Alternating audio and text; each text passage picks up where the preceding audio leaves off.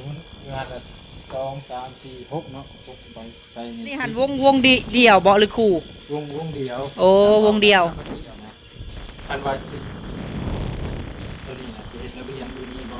กันนั้นแต่มีประตูอยู่นี่ โดย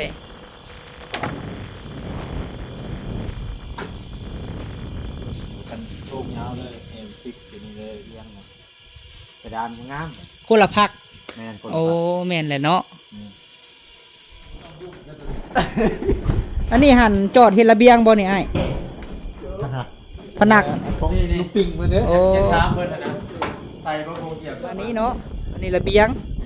ตัวนี้ห้องนอน ห้องนอน ใส่บ่โหเกี่ยวนะ เนาะ ตัวนี้นะหลังจากแอนตัวนี้แล้วจะก่อขึ้นแบบเป็นจองชั้นนะอยู่นี่ โดยตัวนี้หลังจากแอนตัวนี้แล้วมาก่อบล็อกเหมือนบอยไปทางนี้ โดยคันมีเบิด2ข้างนี่ก็งามได้เนาะสร้างเนาะอันนี้น่ะใส่แก๊ส1หรือบ่หรือว่า2แก๊สก็ได้แก๊ส1มี6อันเนาะโดย2อันน่ะทางนั้น3บ่หรือ4 ทางนี้เพื่อนที่ได้สร้างดินพร้อมมืออื่น โดยได้อ้ายดินหัน เล็กเอาออกเบอร์เด็ดดิน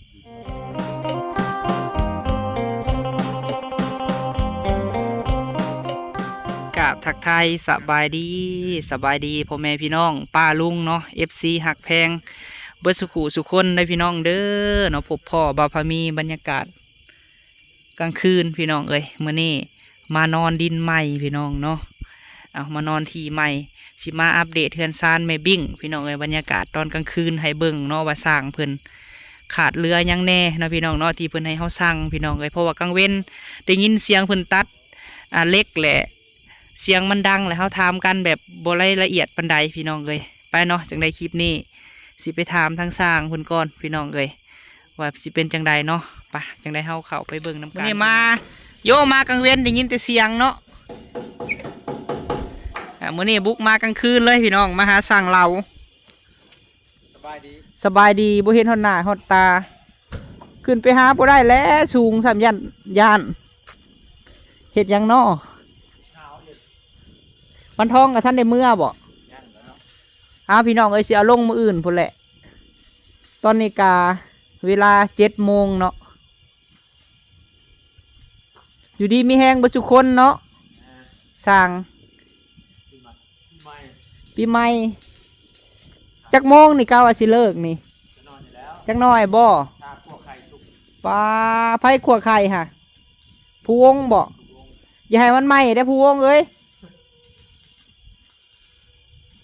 มาครบทีมคือเก่าเป็นบ่เพิ่นกั้นห้องนอนแล้วพี่น้องเอ้ยถ้าแต่ปงเยี่ยมบ่แม่เพิ่นส่งมาหาอยู่บ่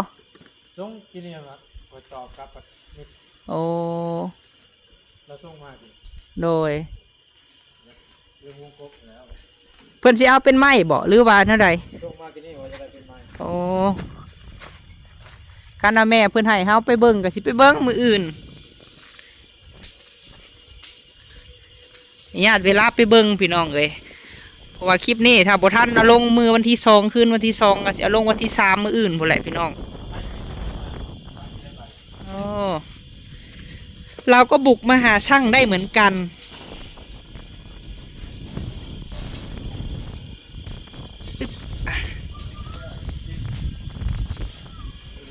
กลางคืนแหละบ่เห็นบรรยากาศกันเลยว่ะ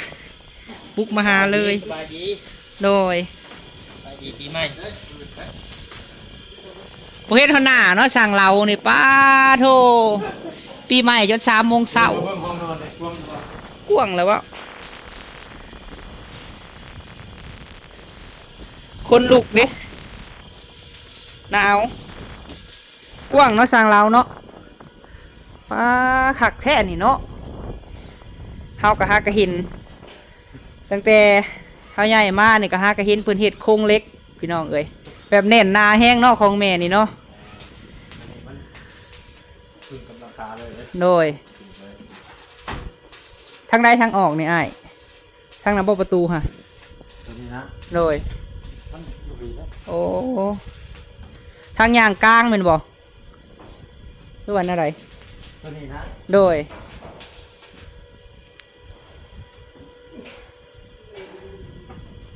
ตัวนี้นะแอมพี่เลยนะ อืมแม่นพี่ เสานี่มันจะอยู่ โดย มันโผล่ออกมานี้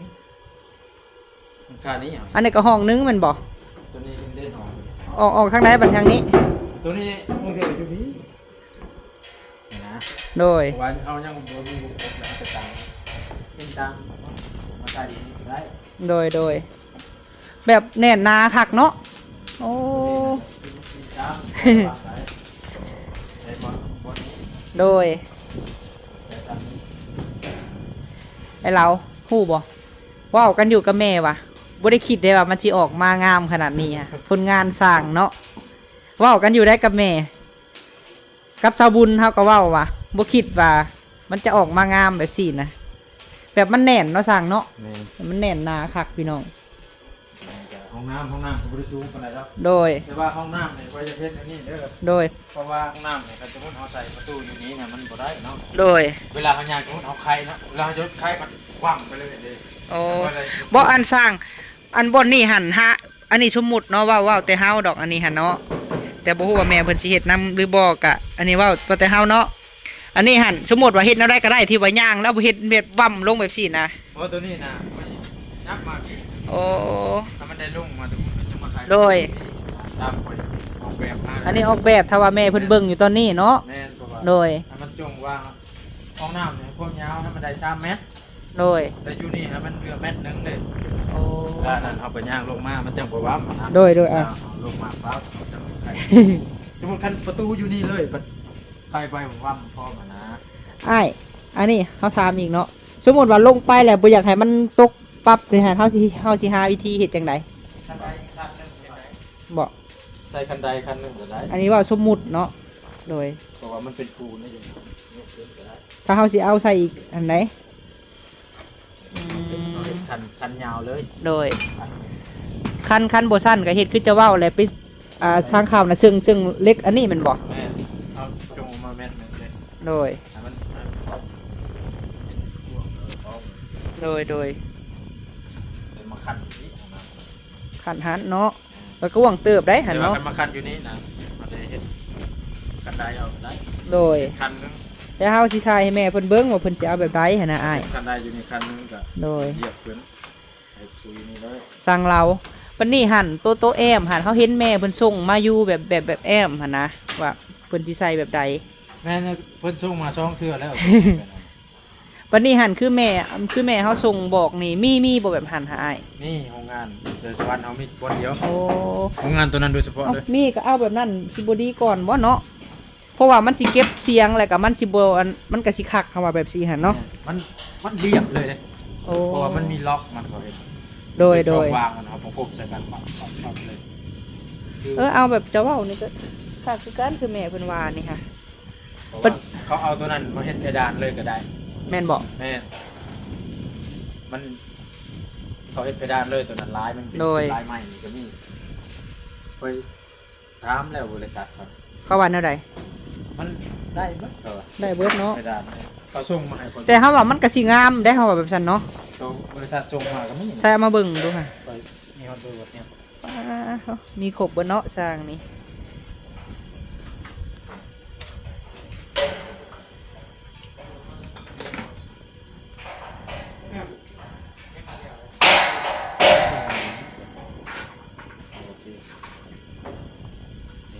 อืมใช่ บริษัทส่งมา เบิ่งเขาจับมันก่อนเบิ่งเขาปิดแพทก่อนเนาะแบบซี่เนาะเลื่อนหาเบิ่งแบบใหม่ดูหาไอ้อันนี้แบบใหม่เลยเนาะ ลายมันเป็นลายเลย โดย ตัวนี้ก็อีกมีอย่างนึง แบบอื่นได้สะโอ้มันมีหลายแบบเนาะ แม่น โอ้อันนี้ก็งามเลยแบบใหม่เลื่อนไปเบิ่งอันนี้สีทับเนาะอันนี้ใหม่ยังอันนี้ฮะ ไ ไม่คือกันแล้วแต่ว่ามันเป็นดูกตัวนี้ มันเป็นดูกเปาะ มีดูกตัวนี้ตัวนั้นจะเป็นเรียบ เลื่อนกลับไปคือเก่าค่อยๆเอฟซีเนาะ แม่น ไล่ไม่ซักทองแล้วว่าเขาอื่นนี่นะ แม่น ซุ่มมึงดูฮะไอแบบที่1ที่2มันมี4แบบแมันบอก แม่น 6แล้วนี่เนาะ หก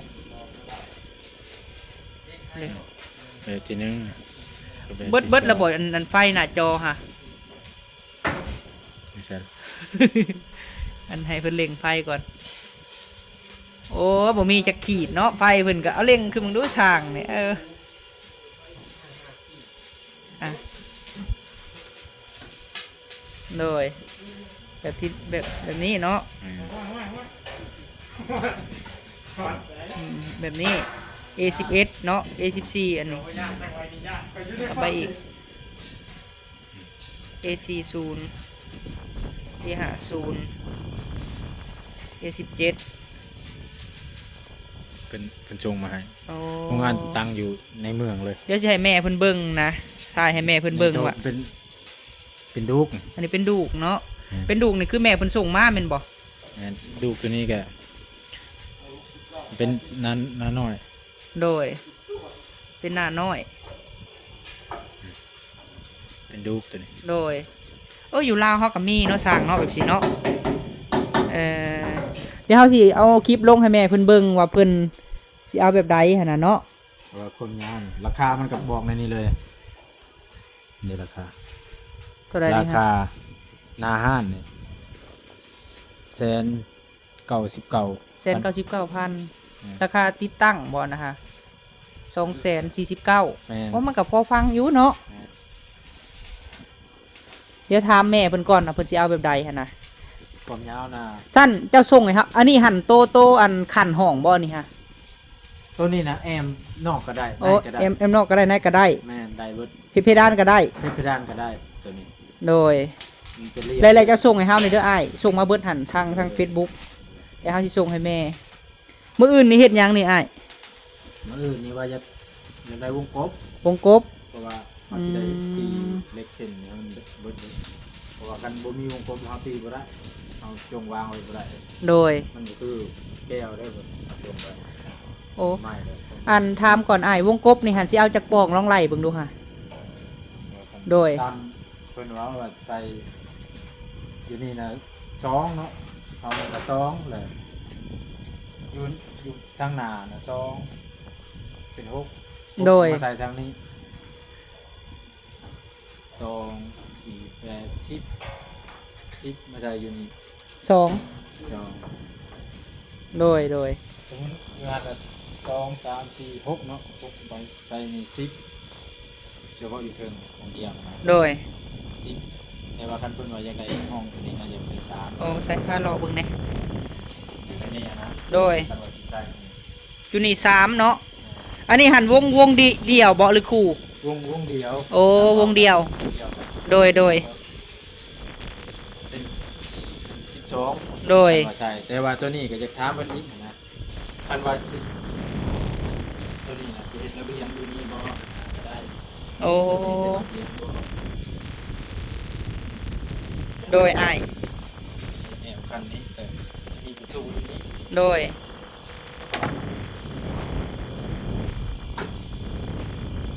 คันโค้งยาวเลยเอ็มติดอยู่นี่เลย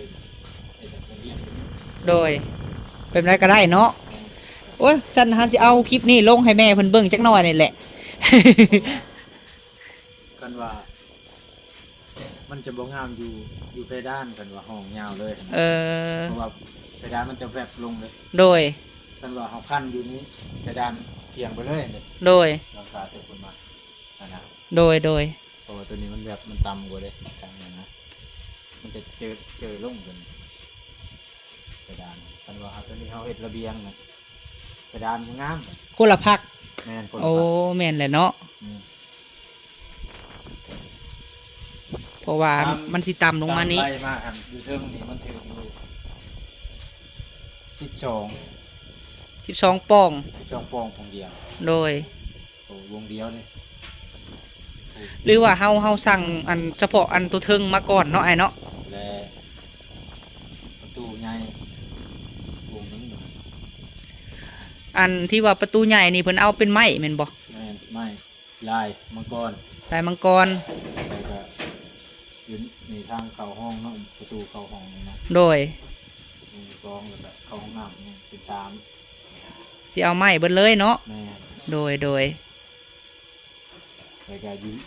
กันนั่นก็อยู่ลุ่มน้ำ หักแม่เพิ่นนะเอาไม้แดงเบิดได้เนาะ แม่นไม่ได้ โดย แล้วอยู่ลุ่มมาใส่อยู่หันสองต่อใส่ทางนี้อีกเป็นสี่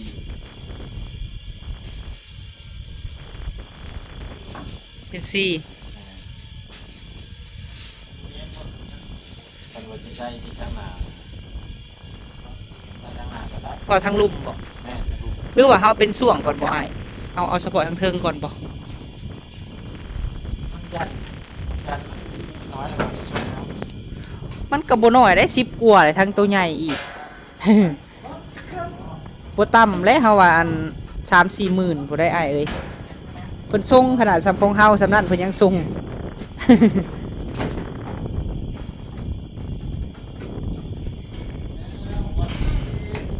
เพราะว่าห้านที่เฮาไปซื้อน่ะไม้มันแห้งแล้วเพราะว่าเพิ่นเอาไม้มาประมาณ 4-5 เดือนเลยได้ห้านใหญ่อยู่สวรรค์เฮานี่เพราะว่าคันวันนั้นแหละเฮาจบคลิปแล้วเฮาเอาคลิปให้แม่เพิ่นเบิ่งแล้วแหละเฮาสิส่งหาเพิ่น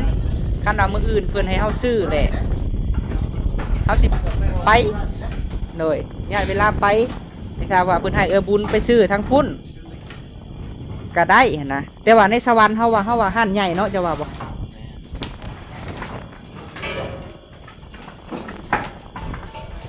มีแต่ว่าอ้ายจดรายละเอียดให้เฮาก่อนเนาะพิมพ์ไว้ในเซตหันว่ามันถึกจักปองหันนะแล้ววงกบจักวงแล้วก็บ้านจักบ้านหันนะอ้าย มาตัวนี้ โดย มาเบิ่งตัวนี้ตาม สบายดีถูก ผู้เจ้าไม่ต้องยุ่งแล้วตัวนี้ อันนี้หันจอดเฮ็ดระเบียงบ่นี่อ้าย ขนาด ผนัก ของลูกปิ่งมาเด้อ โอ้ ยังถามเพิ่นนะใส่พระโคเกียบมาทางนี้ หน้าต่างค่ะบอก แม่นด้านหน้าเด็ก ด้านหน้า แม่นตัวนี้นะมาใส่มาตัวนี้มันออกมาทางปีนะ โอ้ด้านอันนี้ด้านหน้าเนาะเดี๋ยวเฮาสิยืนโซนนี่ก่อนให้เพิ่นเบิ่งเนาะหลังจากมาเฮาขึ้นมาจากบันไดแม่นบ่ เป็นระเบียบ ขึ้นมานี้เนาะอันนี้ระเบียง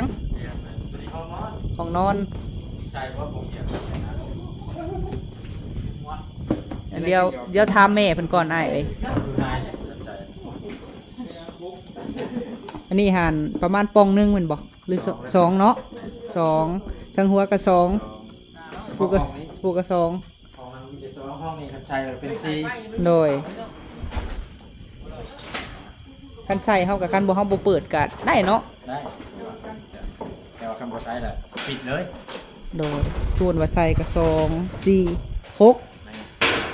แล้วก็ ทำงานซี โดย ไม่ใช่หันชอคันว่าแต่ว่าคันว่าตัวนั้นเฮ็ดระเบียงนะพัดอยู่ในแบบตรงนี้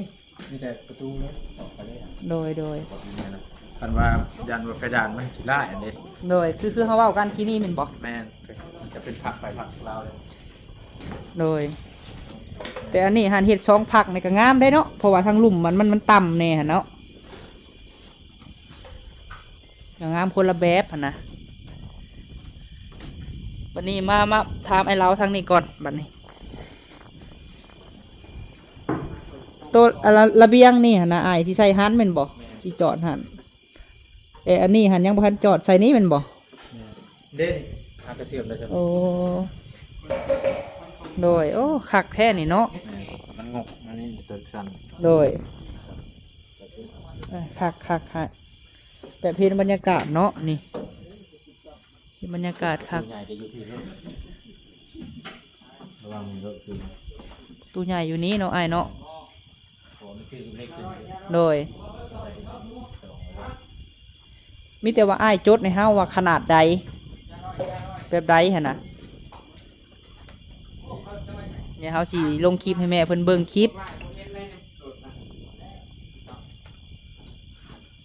คณะวงกบนะกันน น้ำเขาอีบ่อนะตัวลายนะก็มีคือกันไม่แดง บ่ 8,000 8,000ก็ถูกแท้ แต่ว่าบ้านนะบ้านน้ำมือ บ้านมื้อหนึง แม่น โอ้ ลายมังกร โดย แดง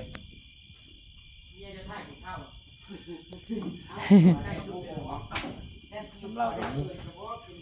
โดยเดี๋ยวสิถามแม่เพิ่นก่อนอ้ายเอ้ยเอาก็ถูกอยู่ได้ซะเนาะคันว่าจังซั่นนะของเฮาหั่น2บ้านนั่น2อันหั่นลายอันนั้นหั่น18,000หั่นบ้านไม่แดงหั่นประมาณ450,000นี่แหละเฮาลืมเบิ่งในบินฮะเพราะว่าซื้อรวมเบิดหั่นนะ อันตัวนี้นะเท่าไหร่ของเรา2,200ตัวธรรมดานะ 2,200 บานนะไม่แดง โดยกลายเป็นเงินบาทเนาะ แม่นแต่ตัวนั้นก็ผมเยี่ยมนะเป็นเงินกีคือกัน โดย เพราะว่าตัวมีลายนะเขาลายตางเลย ลายมังกรหันเป็นบ่ ไม่ลายมังก อื ร ม ตัวนะฮะผมเยี่ยมนะ400,000คือกัน โดย ตัวแม่นหากับ400,000คือกัน แม่น50ก็งามได้เพราะว่าเฮาน่ะเม็ดซาวเพราะว่าเฮือนเราสูงเนาะ แม่นหานะมันจะสูงกว่าของเจ้า โดย ก็ราคาเดียวกันเหรอน้ำลาย ไปมีครบเบิดบ่หันที่ว่าเฮาสิไปเอาค่ะ แม่ เอาหันได้ก็ได้แหละคันว่า คันว่าซั่นน่ะ ว่ากันร้านย่านนั้นนะ โดย เอาแนะนำ เฮาต้องไปเบิ่งหั่นนะอ้ายเวลาเฮาไปซื้อเนี่ยเฮาสิไปเบิ่งเพราะว่าเฮาสิไปเลือก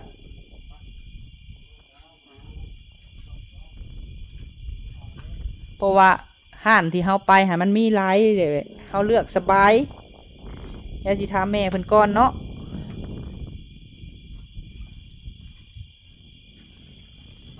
เครื่อง เอาบาท ใส่ซากใส่ซาก สร้างว้าวจนเพิ่นบ่สร้างเอ่อ ตัวนี้เล็กเอาแบบเบิร์ดในช่างนี้ เล็ก เล็กเช็ค โดย เดี๋ยวใส่แม่ทางนี้เลย โดย ตัวนี้เนี่ยเอาไปใส่กระดังกระเบิดเลย โดยอ้ายมีแต่ว่าจดรายการให้เฮานะเฮาสิบอกแม่เพิ่นคันเอามาแต่เว้นแหละมันได้ยินเสียงอันนั้นโพดแล้วเว่ากันแบบว่านั้นเนาะ แต่เฮ็ดอยู่มื้อนี้ก็เบิดมื้อ เสียงจ่าจ่า โดยก็เลยว่ามาค่ำมามืดเอาพี่น้องเอ้ย เอาก็น่าช่วยแน่มันนี้มีแต่ โดย คนมาก่ โอ้ อน มาช่วยก็ได้เวียกหลายเติมเนาะ แม่นกับมัดเล็กนั่นเลยมันเล็กอยู่หลุมเล็กขา วันนี้หั่นต้องลงกันสนิมอีกได้แม่นบ่ แม่ เล็กค่ะ แม่ ซื้อกันสนิมคือเก่าอีกเนาะแต่ว่าบ่ฮู้ว่าแม่เพิ่นสิเอาแบบสีหยังหั่นน่ะ เพราะว่าตัวนี้มันจะอยู่ในเด้ แม่นบ่ มันบ่เห็นเลยตัวนี้ อืม เขามาคันหอกเนาะ โดย เขาคันแล้วมันจะ ระหว่างสองข้าง ตรงกลางเลย โดยเล็กอยู่กลาง โดย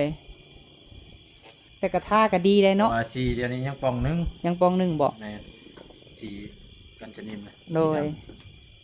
เดี๋ยวกันมาท่าลูกปิ้งก็เบิ่งแล้ว เอามาอื่นมิติสิซื้อมาดอกสร้างเลยป้าสาเนาะลง ในนั้นแล้ว เฮายันอยากจะกินข้าว เฮาก็มานอนดินใหม่ได้สั่งลาวเอ้ยมื้อนี้ค่ะว่าสิเฮ็ดเวียกส่วนดินได้จุเจ้า กันมาก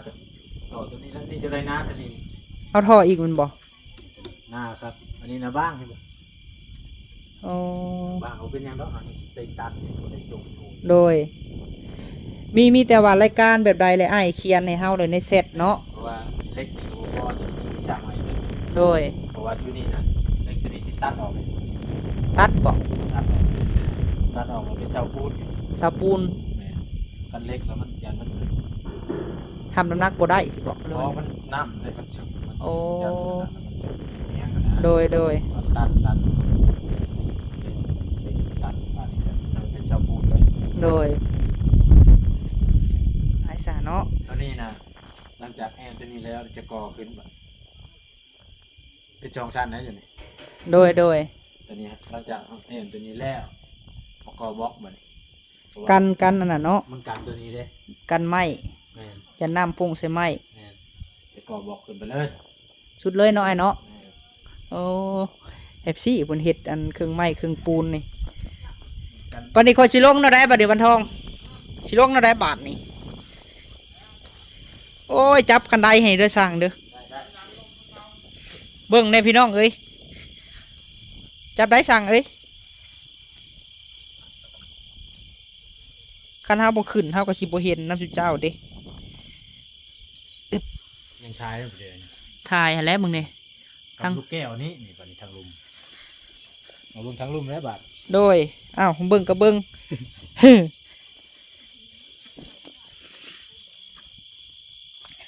ลูกแก้วหันได้ยินแม่เขาว่าอันใส่ลายเท่าใดแห่งสว่างเนาะเพิ่นเว้านะแห่งงามเพิ่นว่า ใส่ทางนี้บอยใส่ทางนี้ โดยคันมีเบิด2ข้างนี่ก็งามได้เนาะสร้างเนาะอันนี้น่ะใส่แก๊ส1หรือบ่หรือว่า2แก๊สก็ได้แก๊ส1มี6อันเนาะโดย2อันน่ะทางนั้น3บ่หรือ4 ทางนี้3แก๊สที่แก๊สเพื่อนยาว โดยถ้าสิหาเลือกลายงามๆเลยสิส่งแบบให้แม่เพิ่นเลือกเบิ่งนี่ห้องครัวเนาะ ครัวประตูทางนี้ก่อน โดยตู้ทางนี้ เพราะนั้นนะชุดจำนั้นแล้วก็เป็นตัวเฉพาะเป็นครัวนะ โดยยังตัวเบื้องอันนี้ที่ปิดขึ้นมีได้ห้องนอนเลย โดยโอ้ลูกแก้วนี่แม่เพิ่นเว้ากำเฮาอยู่ว่าคันใส่ลายแสดงมันก็แจ้งงาม แล้วก็บางเทื่อนี่จะได้สร้างดินพร้อมมืออื่น โดยได้อ้ายดินหัน เล็กเอาออกเบอร์เด็กเด็กดินก็มาตรงเอา ประมาณจักรถนี่สร้าง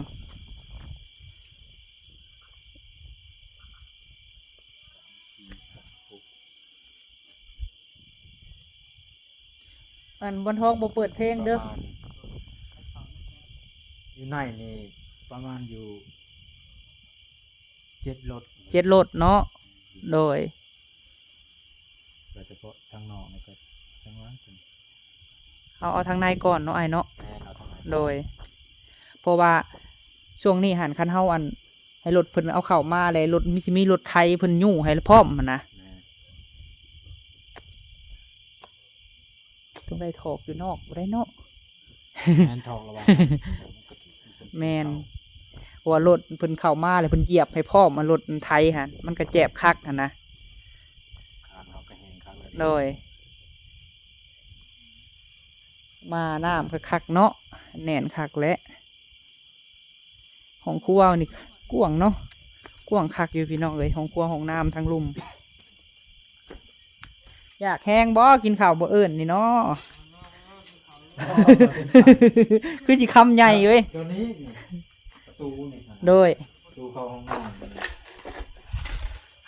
สมมุติใส่พงเยี่ยมจะอยู่หันบ่ทางนั้นตรงบอนเนาะพงเยี่ยมไปทางนั้นประมาณนี้ทางนี้มีแต่ประตูเขาไว้ซิบ่